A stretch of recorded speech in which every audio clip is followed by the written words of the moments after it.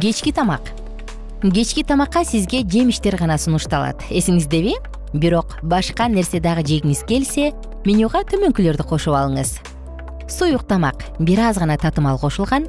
Жаңы жашылчалардан жасалган салат, кааласаңыз бир ай май куюңуз же куйбай деле коюңуз.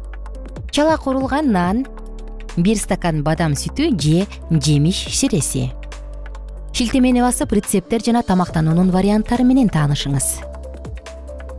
Кечки тамактанууга өтө көп убакыт бөлбөңүз. Эгерде ресторанда достор, кесиптештер менен отурсаңыз, дасторкондо узак отуруу сизге коркунучтуу. Чоң тоюп алгандан кийин жагымдуу сүйлөшүү тамекиге болгон каалоону ойготот.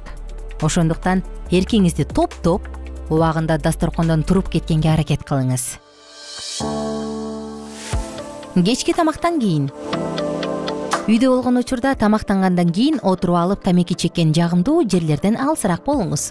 Үйдөн чыгып, бир нече мүнөт таза аба менен дем алып, жеңил дене көнүгүүлөрүн жасаганга аракет кылыңыз. Эгерде сиз кесиптештер же досторуңуз менен ресторанда тамактанууга барсаңыз, трапеза бүткөндөн кийин дароо сейилдеге жөнөп кетиңиз. Кийинки маалыматты эске ала кетиңиз.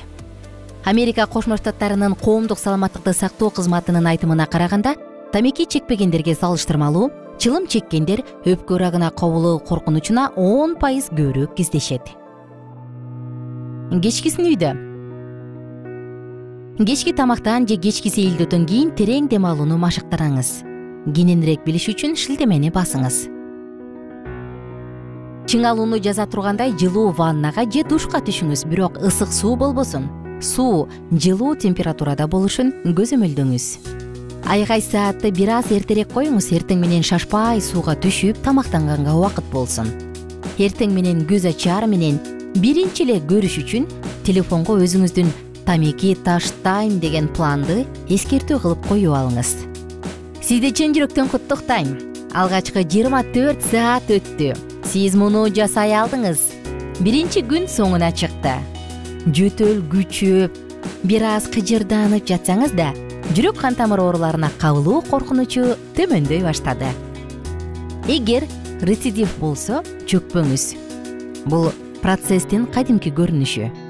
Рецидив бул ийгиликсиздик эмес. Ийгиликсиздик бул аракет кылганды токтотуп коюу.